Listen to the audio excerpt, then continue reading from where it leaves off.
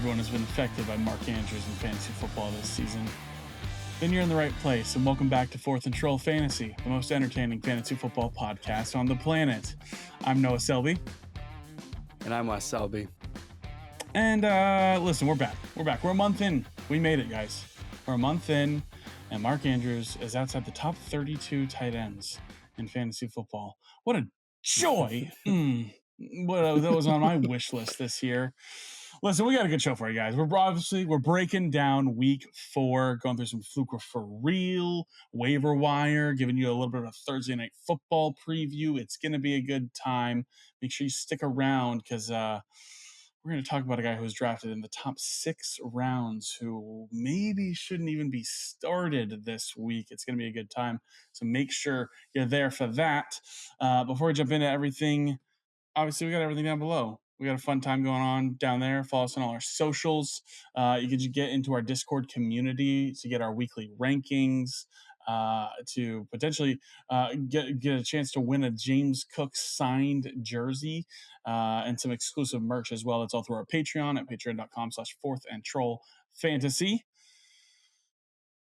That's it, I think. Right, Wes? I don't know. I'm so thrown off because of just what a horrible week it was. The joy has been football. Sucked out of It fantasy. is the worst. Bigger sucker, Anthony Richardson or the fun out of week 4 of fantasy football? Both. I'm going to go with the fun. Both the of the fun above. out of week 4. And that's a good transition into the news because none of it is optimistic. Let's start with the least painful of the news for week 5, which are just bye weeks. You're without all your players from the Detroit Lions, no Los Angeles Chargers players, no Philadelphia Eagles, and no superstar Tennessee Titans on your rosters for week 5, the first bye week of the season. Now, grab a box of tissues. Let's get through the news here, folks. Christian McCaffrey has Achilles tendonitis. Wes, we know that. No, he's got it in both of his legs. He's got it in both of his legs. It's spread. It's infectious. No new updates in the timeline. Chalk it up to season ending. Why not? Why would anything good happen? Madden curse is alive and well. Devontae Adams has a hamstring injury. Just decided to miss last week just for fun. He's considered week to week. Antonio Pierce said they're going to see how he does this week, but we'll find out. Guess what happened to Rashee Rice? Nothing good still. It's apparently potentially a season-ending ACL tear. Now, MRI results still have to officially confirm that, so don't drop him just yet. All you waiver wire friendly trigger finger friends, just hold on for one more day before you ruin your week. Okay, guess what else? Anthony Richardson sustained a hip injury, ruled out for the rest of the game, but he's still expected to play despite being ruled out like immediately, so we'll keep a tab on that. Speaking of Colts players, Jonathan Taylor suffered a high ankle sprain, appears to be mild, which is actually the better news. He's considered day-to-day, only considered questionable for week 5.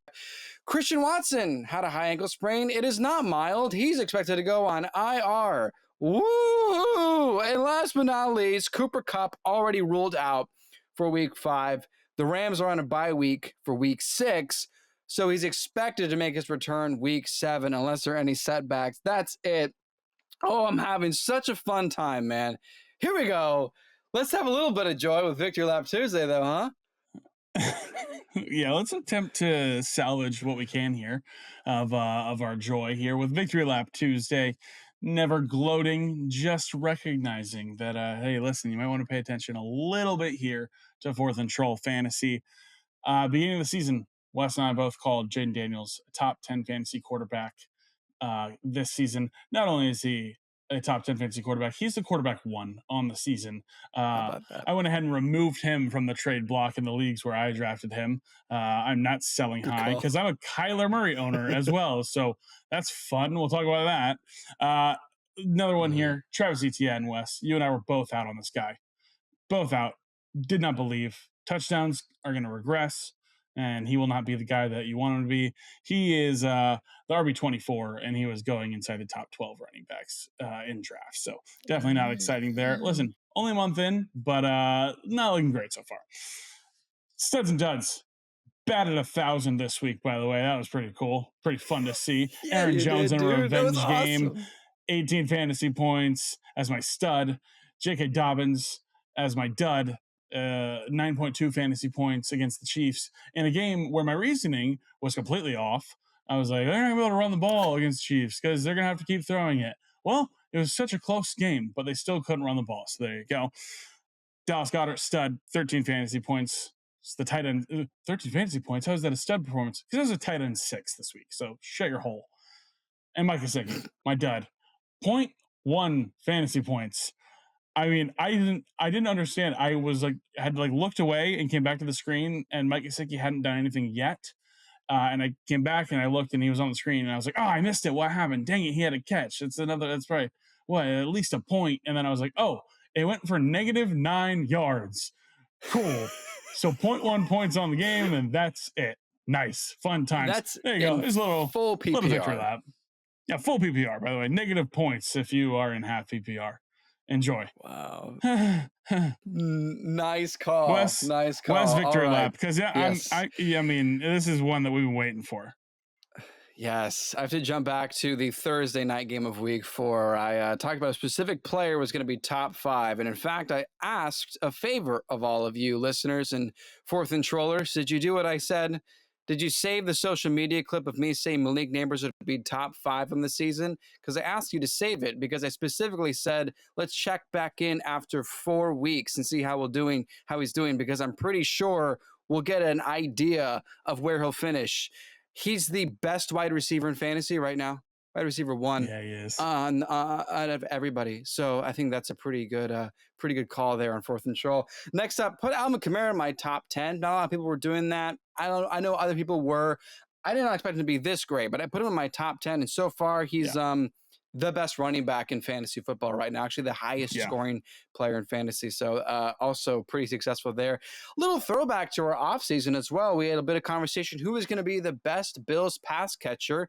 I said Khalil Shakir. And now, well, that may not be quite an exciting victory lap we're taking.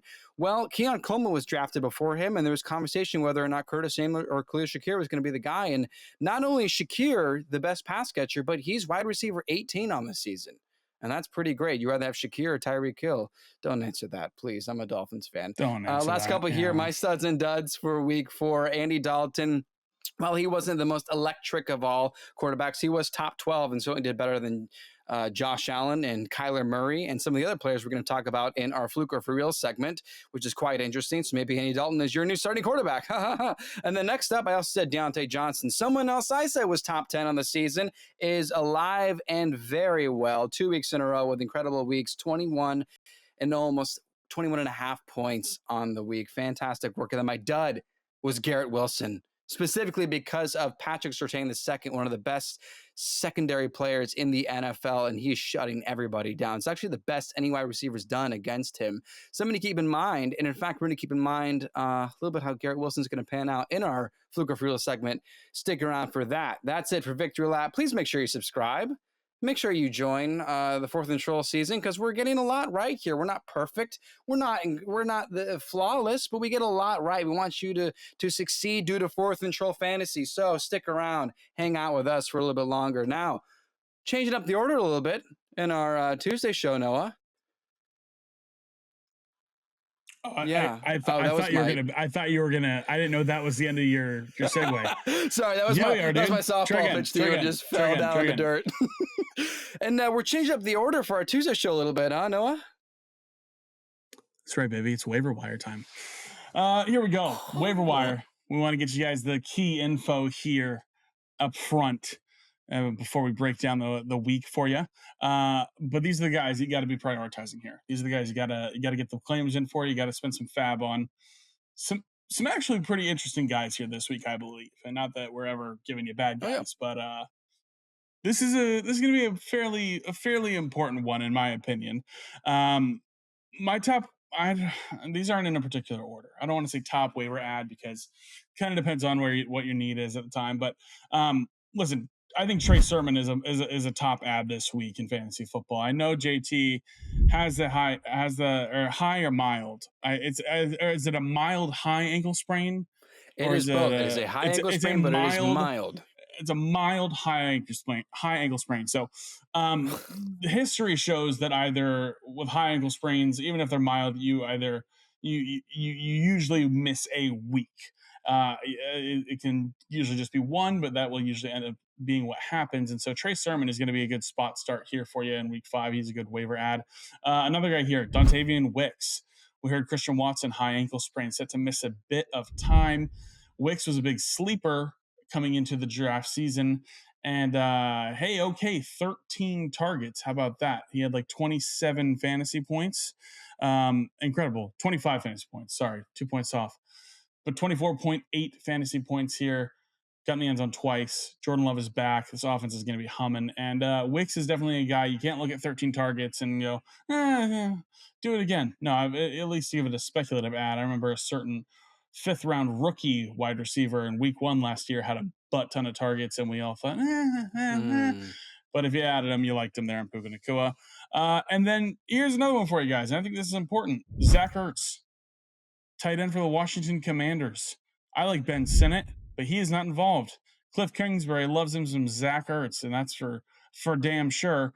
So does Jaden Daniels. And here's ready. Okay, this is the climate we're in, guys. This is gonna sound so stupid for me to say to you guys right now, but I promise you, this is valuable. He has 7 or more PPR points in each of his last 3 games. He's one of only 3 tight ends to do that.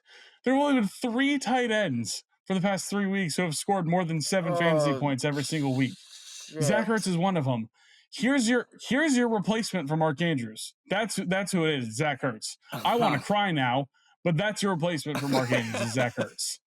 We're going to talk about Mark Andrews and Fluke for real. But listen, those are 3 guys that I think you should definitely get some claims in for. If they're out there, consider them. Take a look at your team. And, go ahead and those are 3 guys. Wes, you got a couple for us as well?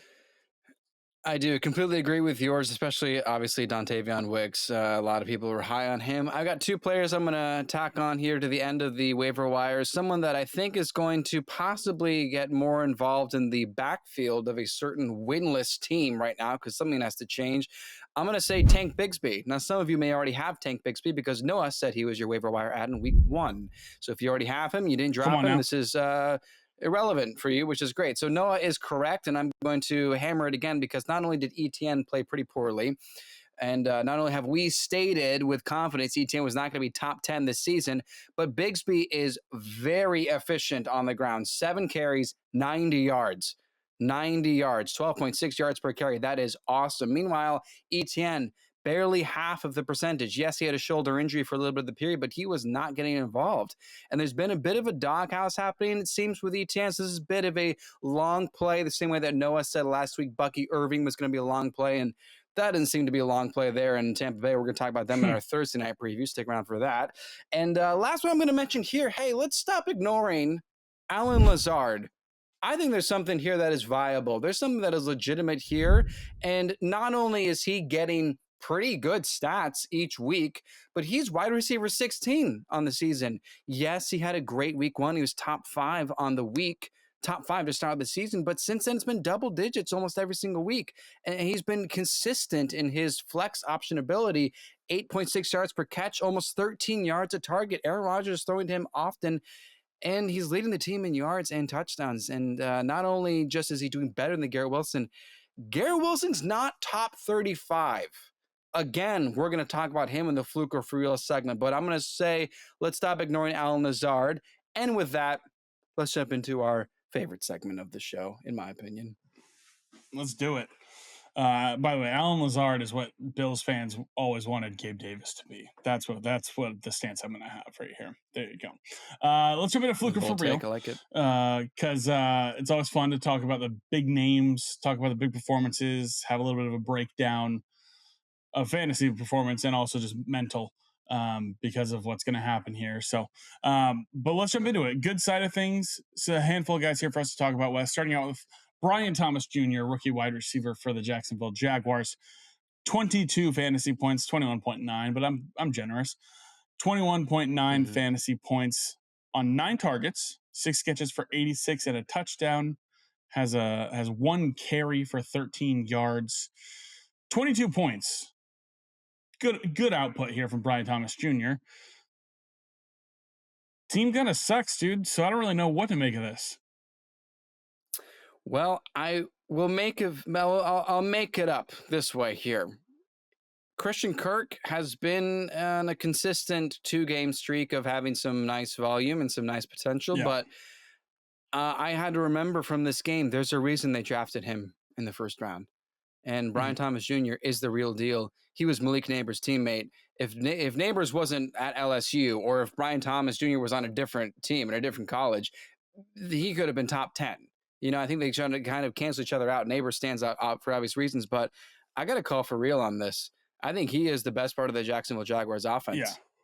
Yeah. I think this is for real. I think a lot of people didn't remember or haven't thought about the fact that he had a postseason operation that he is recovering from, and he still scored a touchdown in week 1. And so he's been getting featured more and more here. Luckily, Doug Peterson took my advice and pulled his head out of his ass, and Christian Kirk is also being more featured. So there you go. But anyways, that's I do like BTJ, and I think he's gonna big fan. I like BTJ though, and I think this is for real as well. Chase Brown, hey, he did it, guys. The speculation we had this offseason of Chase Brown being just a monster, being a great guy. 23 fantasy points for your fantasy football teams, 15 carries for 80 yards, 2 touchdowns. He did it, and it was a fluke. So don't know what to tell you. It's disappointing because it's maybe so high if you can, but I mean, I'm not even like, you notice how we didn't say Chase Brown in our waiver wire? Because if you ever have smart league mates, he's already been dropped. It's not somebody that we're chasing here, at least for me, Wes. I don't know if it's the same for you, but I like it if it wasn't for how dominant Zach Moss has been. Yeah. If Zach Moss had a bad game, or even if Zach Moss had 2 bad games in a row and Chase Brown stepped into this role, I would say for real. But I mean, if I have him, I'm not going to drop him. But yeah, I'm going to lean towards a fluke as well. I'm going to call this a fluke. Yeah. Do it again and we'll see. DeAndre Swift. Oh, dude. Right when he was up against the ropes and we were going for the knockout, 30 fantasy points is the RB. Sorry, no, actually, I think Kenneth Walker took that from him, but on Monday night. But is a top 2 running back on the week for fantasy. 16 carries, 93 yards and a touchdown, 7 catches, 7 targets for 72 yards. I have to call fluke because he's been so bad, dude. They put the graphic up on the screen that was like, DeAndre Swift, 42 carries, 87 yards this season. And I screamed. I mean, there's no way that's true. Like, there's no way that's actually what we're looking at here. And it was. And maybe he saw it on the screen too and was like, all right, I got to put a little more respect on my name here. I got to call fluke, but I don't know. What do you think? I also will call a fluke because in the same way that actually it's not even the same as anything else. Adunze is going to be a very important part of this offense. And so when he's featured and he's healthy, I don't think there's anybody else on that team. DJ Moore's doing fine. And in some ways, you can't not start DeAndre Swift because of how depleted the running back position feels at the moment. But for all intents and purposes, I say this is a fluke as well. I don't think he's going to be above 15 points very often. I think hardly for the rest of the season. So no, but sure, if you want to start him, I get it. So high if anyone believes that this is the start of something good. Yeah. Dontavion Wicks, we mentioned him already. Just get him on the waiver wire. I can't call a definitive fluke or for real on this, but if he turns into the guy that takes over that X wide receiver role, Jaden Reed's kind of the gadget guy, I think this could turn into something for real. He definitely is a very talented guy. I'm nothing to add. I totally agree. Oh, great. Cool. Sweet. Love it. Yeah. Lad McConkey. Love this guy. Okay. So here's the thing. Ready? This is for real in games against good teams. Like in games against good offenses where the Chargers are going to have to just try and keep up and score, which is what this should have been and what I believe they schemed for this week. that is when Ladd McConkey is involved. He has a great touchdown catch, but still, you love the target share. Almost a 30% target share, 7 targets, 5 for 67. I thought he was going to break away another long, he had a long catch and run after the catch and thought that was going to be a good one. Yeah. And he was going to break it for a touchdown, didn't get there. But he is, I don't want to hear this whole Quentin Johnson mess. Like Ladd is the top wide receiver for this team for fantasy. Johnston's a fluke. No doubt about it. But it's not in these games where they can run the ball out and they're not playing against good offenses.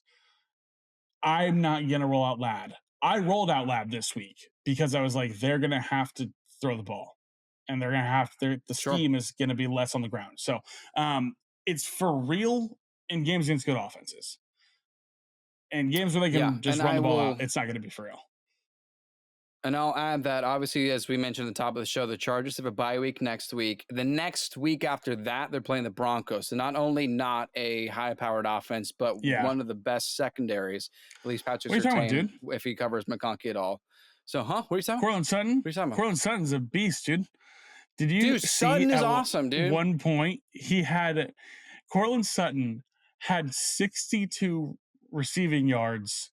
The graphic was Sutton has 62 of the Broncos' 55 receiving yards because Bo Nix had negative receiving yards to start the game. It was like, dude, how did this just happen? What is going on? But that is remarkable. Ridiculous. Yeah, well, that's a 2-game winning streak for Bo Nix, the rookie quarterback. Anyway, let's finish it up with McConkey. After week 6, 7, 8, 9 is a great matchup for McConkey because it's against the Cardinals. Bad defense and high-powered offense, and then against the Saints, week 8, and then week 9 are the Browns. I feel like that's when you can kind of roll out McConkey in your flex if you need an option like that, or if another wide receiver goes down. But I think you're right. I think this is for real. Matchup circumstantial. Circumstantial. Love it. There it is. Josh Downs, a guy that we love, Wes. 22.2 fantasy points. 8 catches on 9 targets for 82 and a touchdown. And I'm so sorry to say that it's a fluke. If Anthony Richardson is more hurt, then it's for real. Because something about old white men throwing Josh Downs the football, I don't know. It just happens. Gardner Minshew last year, Joe Flacco now. It goes to show the player that Josh Downs is. The guy is, the way he can get open, the way he can be a weapon in the offense and be a quarterback's best friend is truly the role that he plays. However, Anthony Richardson, say it with me, sucks ass. So he doesn't throw him the football. So unfortunately, this is a fluke until Flacco starts. Just so you know, like there's a delay. I said that exactly. So, okay, fair enough. Thank you. Yeah, that's great. We'll fix it in post. Anyway, do you agree? I mean, it's sad, but I think it's true. If Flacco is starting, I think you can roll out Downs, honestly. If Flacco starts anymore, Flacco will start again this year. He will start because he didn't start last week. But with Flacco, it's for real. With Richardson, it's a fluke. Sad. Oh, man. Love this guy. Xavier Legette. 19.6 fantasy points, 6 catches on 10 targets for 66 yards and a touchdown. His first touchdown of his NFL career. Did you see that celebration, Wes? I did. What a time. They asked him about it after the game. Through his very southern accent, doing this whole riding the horse, riding young buck or whatever, young bull. I don't know what it was, but I'm ready to say this is for real. We like Xavier Legette coming into the season. You, as much as you'd love for it, Wes, not all of the passes can go to Deontay Johnson, and Adam Thielen's out. And it just feels like the target share, the target breakdown really goes between Deontay, Xavier Legette, and Chuba, and that's pretty much it. That's pretty much it. Chuba / Panthers RB1 in the future. We'll talk about that next week probably. But I love Legette, and this makes me really happy. Deontay Johnson's the only one allowed to have the football. Carolina. No more Legette. No. Get that through your ginger head. Anyway, yeah, it's for real. Yeah, but of course with Andy Dalton, this is for real. This is awesome. Yeah, absolutely. Okay. That's enough of that. Having fun. Let's jump into the bad side of things because just need to. Let's start it out. There's a lot of stars we're about to talk about here we're a month in and it's concerning. So let's start it out with Kyler Murray, Wes, my fantasy MVP. Tough week 1. Bounce back week 2. Quarterback 1. 2 weeks in a row.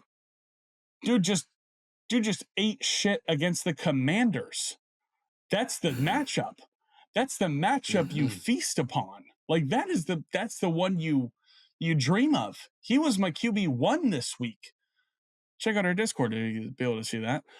He was my QB1 this week against the Commanders. It should have been it's a home run play. What are we doing with Kyler? I feel that there is still just a little bit of chemistry building with him, with his new head coach, getting Marvin Harrison locked in, which sounds silly since he scored a touchdown every week after the first one. But right. I still think there's they have to improve, and they are improving, and they're learning how they work as an offense. Who's the number 2 consistently? I'm going to chalk this up to Fluke, because if he had rushed the same way that he did in the first 3 weeks, we probably wouldn't be having this conversation, because he's getting about 5 rushes and 50 yards. And he just didn't rush at all for whatever reason. Maybe that's what the Commanders did. Maybe they just locked around him. Maybe that's what other teams are going to do in the future. But I'm still going to call that a fluke, and I've got high hopes for Kyler Murray still. He had a slight limp every single time he was walking off the field. I saw it. And it was like, I kept wondering, like, when is he not get, like, he's not going to go into the next drive, like something, they're going to announce something, and they never ended up talking about it. Keep an ear out for that, because it's definitely something to monitor and a little bit of a concern. Yeah, it's tough. He has a great first drive, leads a drive down the field, touchdown to Marvin Harrison. It's like, oh, this game is exactly what we wanted it to be. There's going to be 80,000 points scored in this football game. This is going to be so good. And then they score 7 more points the rest of the game. And it's just like, dude, it's concerning. I mentioned it earlier. I have Kyler Murray in many leagues. I have him in a league where I also have Jaden Daniels. And Jaden Daniels had been on the trade block, and I was getting ready to trade him because Kyler is my fantasy MVP. Kyler gets the 49ers next week. I do not feel great about that matchup, and I'm going to be starting Jaden Daniels, the QB1 in fantasy, over Kyler Murray. I'm going to be starting Joe Burrow over Kyler Murray next week as well. I do not like the matchup, and after 2 down weeks, QB1 in week 2, but outside the top 15 every other week, it's a little concerning. I still believe, and I do believe you're right, Wes. There is chemistry to be built. But it's definitely a little bit of a concern. Next one here is Josh Allen. 2 weeks as the quarterback 1 in fantasy football. 2 weeks outside the top 25 quarterbacks in fantasy football. It's not like you're going to move on from Josh Allen because you've seen 2 QB1. He's at 50% for being the top quarterback on the week. So it's not like you're going to move on. So I guess I can call this a little fluky, but they were never in this game against the Ravens at all. Like, never. Embarrassed. From the word go. The Ravens' first play, Derrick Henry ran 87 yards for a touchdown, and he looked as fast as Devon Achane doing it. And I was like, what just happened? So, yeah. I mean, I'm going to call fluke because it's Josh Allen, and because he's shown, like, he's elite, and he will be elite. What are you calling Fluke to, though? Can't do that. You calling Fluke to top? What do you mean? Like him not being the number 1? Do you think he can still be top 5? Do you think he's out of the top 5 at what you seeing from the offense? Where are you putting? No, where are you ranking him now? I think he can still be top 5. I don't know if he finishes 1. That's definitely in question. I think he can still be top 5, though. I mean, it's the offense looks good. It does. This is a rough game, and even in the prior week when he was not in the top 25, the offense looked good. It was they.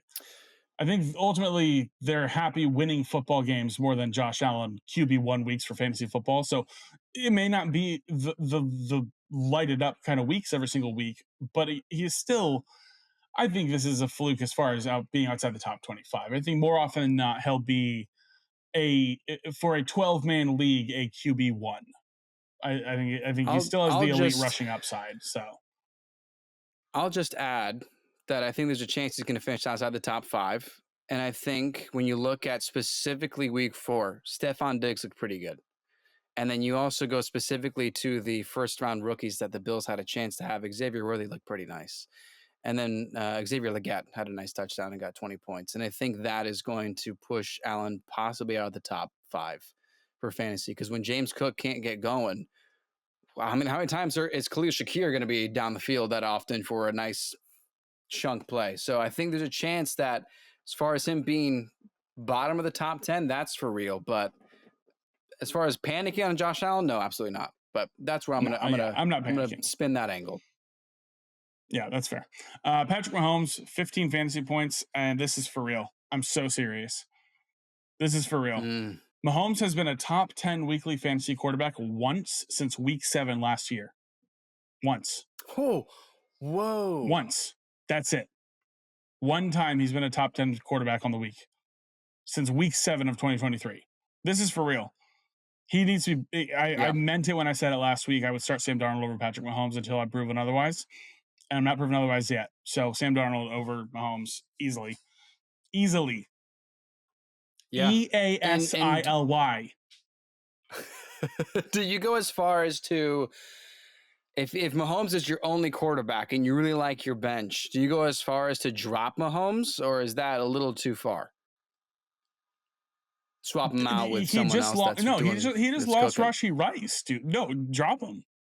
I don't care at this point.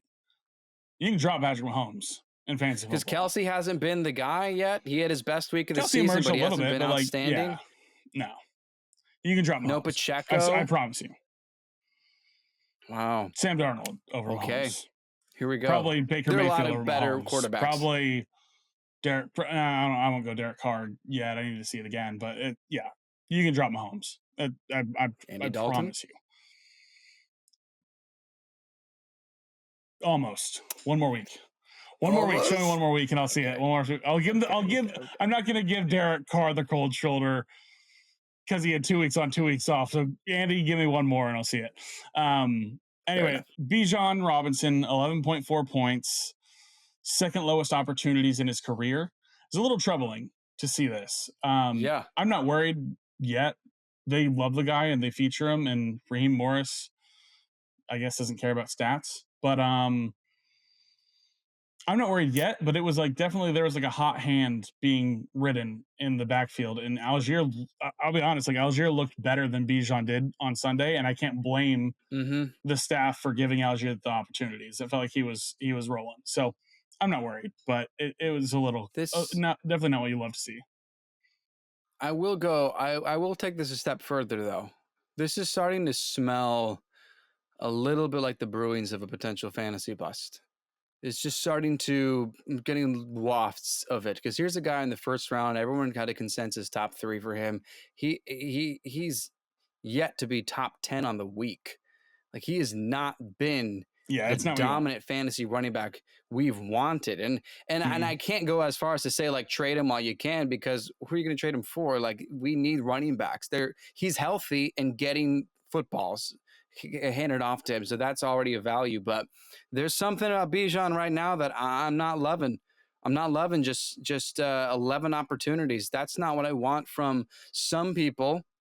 Took him first overall. I took him over McCaffrey. I was pretty certain about that, and that's already better payoff. But there's something about this that I'm not liking, and I am worried. I'm not doing anything about it yet, but I'm gonna start considering this as a potential trade candidate if I have Bijan. That's fair. That's fair to discuss. Garrett Wilson, we already kind of mentioned it. 7.1 fantasy points. They're just not meshing yet. But we're a month in, so I'm not sure what exactly we're waiting on. I mean, he had Patrick Surtain, so I understand that, and you can kind of chalk that week. Not 100%, but you can kind of chalk it.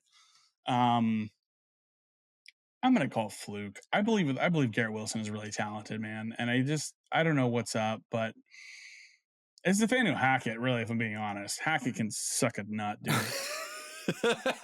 So I hate maybe that guy. maybe it is Nathaniel Hackett. However, there was something that I noticed, which was last year, Garrett Wilson had the targets.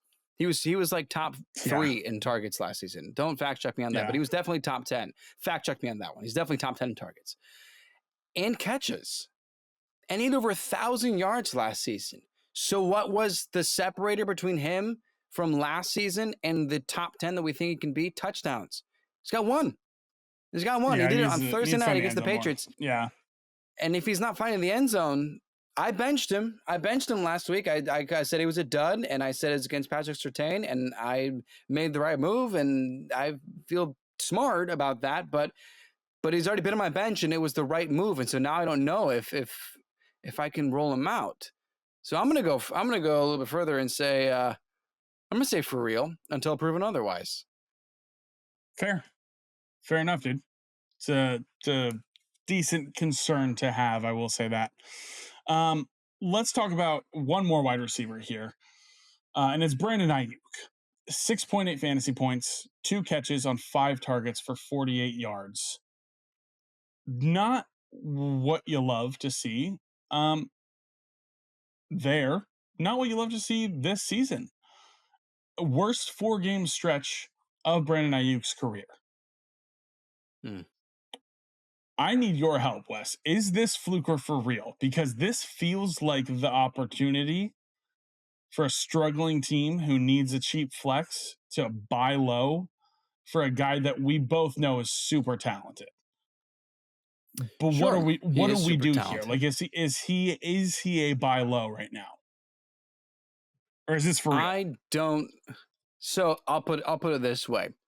If you have a chance to get Brandon Ayuk or Dante Van Wicks is sitting there on the waiver wire, what do you take? I think I'd still take Ayuk based on a couple of factors. I mean, a lot of mouths in Green Bay. Plus, we've seen Ayuk be really good 2 seasons in a row.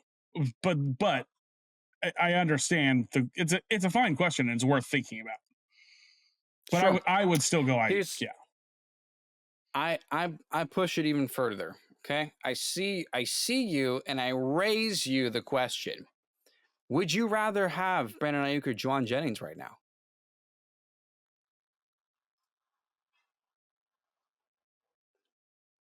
Yeah, I mean, again, it's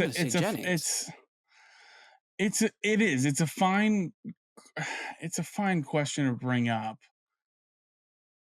Kittle scored, which is good for him. Mason still balled out. I'd still go Ayuk, man. Slumps happen. He wasn't with the team all offseason. That hasn't affected Jamar Chase.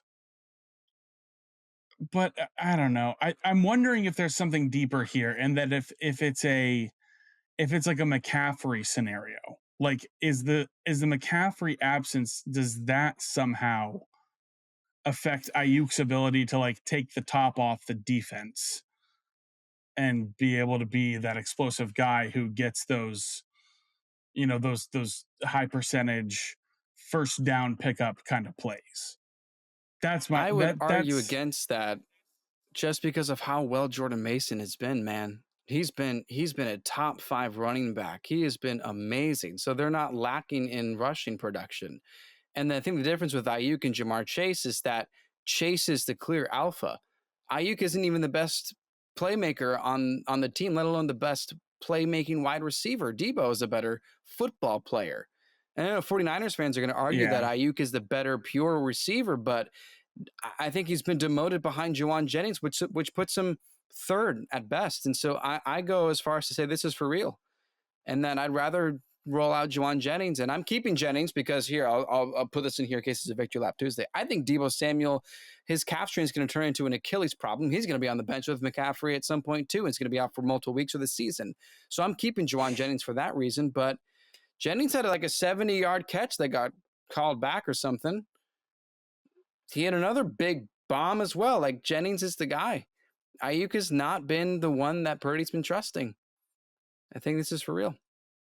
Do you want to mark your words and say Juwan Jennings finishes the season higher at wide receiver than Brandon Ayuk does? Yeah, I'll mark my words. Juwan Jennings finishes with more fantasy points than Brandon Ayuk this season. God, that was like out of a. He's got a great head start. That was out of like a coming. Yeah, yeah. I'll mark him. You watch me mark him, and I'll Dude, mark him. I love film. Come on, what are you talking about? Okay. Kyle Pitts, 0 points. Donut. That's not fun. The landscape kind of sucks. So unless we've seen good from him, so I'm going to say Fluke. He scored week 1, but it is concerning that it does feel like it's like, oh, the tide is shifting, and where we stood previously on Kyle Pitts will be a bigger factor in the passing game than Drake London will. That's shifted a little bit, is what it feels like. And so, yeah, it sucks. But I won't say for real on 0 points. Yeah. Do you remember in our last mock draft episode when it was my turn to pick, we're looking at Kyle Pitts, and I said, hey, I heard, I was reading something about the targets in Atlanta. Drake London saw 43 targets in 2 days. In that same 2 day span, Kyle Pitts saw 3 targets. And we both felt that was an overreaction. In fact, you said, I think you're a librarian because you're reading into that too much. Well, I feel like Drake London and Darnell Mooney are probably the only starting pass catchers right now. I don't know if we can trust Kyle Pitts. I'm not going to drop him. He's not droppable. Yeah. I know 0 is awful, but another player that I think is droppable. Yeah, the next guy is droppable, and it's Mark Andrews. And it's I don't really know how he can have like 3 years in a row being just an elite weapon for Lamar Jackson and then just fall off a cliff, like off a very tall cliff. Like, he is not involved whatsoever. Which, Wes, you were less enthusiastic about Andrews coming into this season, but even at the point of entering the year, we both had come to a point of going, yeah, he'll still be involved. He'll still be involved, but it's definitely you were more concerned than I was. This is I need to just say, I think this is genuinely the most confused and disappointed I've been about a fantasy football player in a long time. This is it doesn't make sense to me. I don't understand the lack of involvement. I mean, he's the tight end 37. He's the tight end 37 2 weeks in a row, 0 fantasy points. He has 12.5 points on the season. He is playing his last 2 games 33% of snaps and 46% of snaps. He has 2 targets over his last 2 games. And I wonder what's the reason? What's happening? Why is this a thing? Here's what's a thing. The Ravens finally have a key piece to their offense that they've strived to find for many years now. And it is a star running back. And Todd Monken can be as high pass percentage for the Bucs as he wants to be. In Baltimore, when they're running the football, dude. And it has been concerning, and now it's just like sad, infuriating, and just upsetting. He's not involved. He's 2 weeks in a row of 0. You can't ignore it. And I mean it when I say, like, go drop him for Zach Ertz. I'm so serious. Here's his remaining schedule. Yeah. Ready? You tell me if there's a game here that you think they can't get up by running the football, and then just continue down that road. Cincinnati, Washington, Tampa, Cleveland, Denver, Cincinnati, Pittsburgh, Chargers, Philly, Giants, Pittsburgh, Houston. Cool. You want to hold on to Mark Andrews until the fantasy championship when he plays Houston, and then maybe he'll have a good game? Like he is like, this isn't, mark my words, this isn't the last zero we see from Mark Andrews this season. Wow. The way the Ravens offense runs, he gets game scripted out of the offense so easily. And it's not just him. Like, likely you were very high on West coming into the season. We saw after week 1, he was the top waiver ad. We spent a lot of fab on him. Dude's right there with Andrews, falling off the face of the planet. The tight end is just game scripted out of this offense now. Whereas it's been just an absolute unbelievable master, or it's been a master class with the tight end for the last 3 years. This sucks. But Zach, I truly, rest of the season, Zach Ertz over Mark Andrews. I'm so serious. They're all pass catchers. I'll add on to that. Zay Flowers is completely irrelevant too. Like, there's that. Then I think back to all the years that Henry was in Tennessee, and when the Titans were down in the fourth quarter, they ran with Derrick Henry. Like, he is a game changer still. And the reason I didn't put Henry in my top 10 is because I thought Lamar Jackson and Henry would kind of cancel each other out with the rushing upside. No, they're both kings. Goodness, they're both kings. They're both incredible. They're both incredible. And just the most amazing thing, just as a quick reminder, I know most of our listeners are pretty well versed in the NFL world, but there are 32 teams, which means that there are backup tight ends scoring more points than Mark Andrews, man.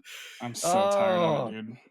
Anyway, listen, let's jump into a Thursday night preview. Let's be maybe a little happier here. Bucks at the Falcons, gonna be a fun one. Divisional matchup on prime time, but it's Amazon Prime Video, so the game is gonna be disappointing. So just to keep with the consistency, somehow. Shout out to Bezos. But must starts, risky starts, don't starts. We're gonna talk about some guys here that just need to be in the lineup. Maybe they're a question mark, and keep them out. We're gonna start out with must starts. My must start, Mike Evans, man. Don't be scared. He had Patrick Surtain on him. Week 2 was weird. Baker ran for 2 touchdowns. Like, there's a little bit of strange games there, but Mike Evans is still absolutely the guy for Baker Mayfield, along with Chris Godwin stepping up as well. It's been really exciting to watch. Godwin's been awesome as well, but Evans is absolutely still the guy. 13 targets this past week. It was an absolute animal. It was great to see him bounce back there against Philly. And Atlanta is averaging 19.8 fantasy points to opposing teams' wide receiver ones this year. So he is definitely in a plus matchup. Mike Evans, you're probably already having in that lineup, but I'm saying, listen, smash play. Mike Evans is a must start. You know who is a must start that is not in lineups and must be started until further notice? That quarterback. Baker Mayfield is a must start in fantasy football. Okay? There's no stopping this man. Baker is bacon in Tampa Bay for the Buccaneers. I love it. It's scary how good he is. And here's some interesting stats. I say he's a must start. Most of the time, it's kind of redundant. We just kind of give some assurance. Maybe it's a bounce back game. We just say, hey, we know they had a bad game last week, but still start them. They'll be fine. Baker Mayfield's rostered in 72% of leagues. He's still available in some people's leagues. Yeah. What are we doing? Yeah. What are we doing? He's the quarterback 1 on the season. And more than that, he's only being started in 25% of leagues.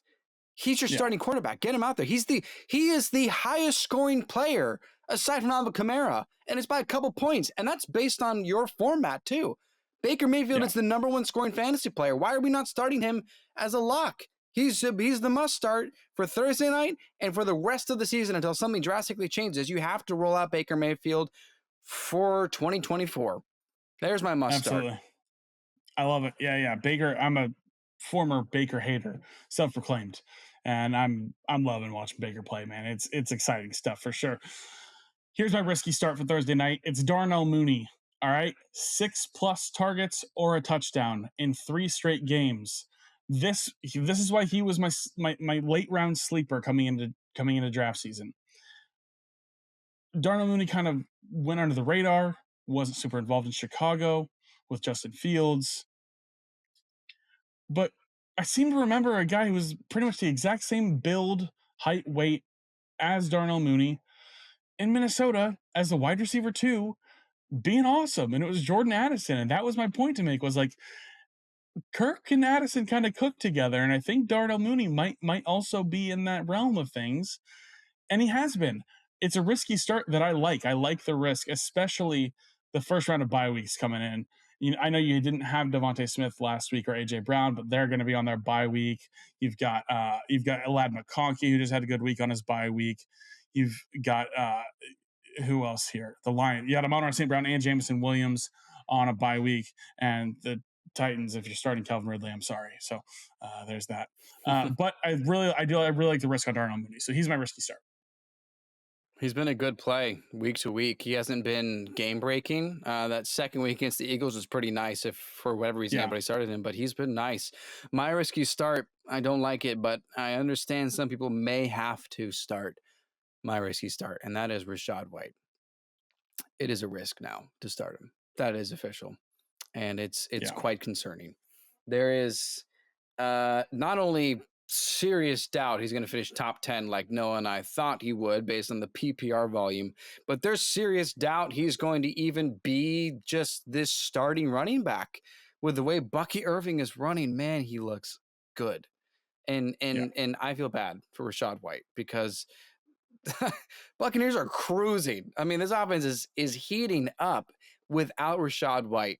And so it is a risk. And the reason it's not a don't start for me is because I understand some people may not be able to afford not starting Rachaad White due to some running back injury of yours. Maybe you've got Gibbs or Montgomery out for this week for the bye week. Maybe you've got J.K. Dobbins. You've been loving that little find. Maybe you're the guy that drafted Saquon first round or very early second round and you need to find something.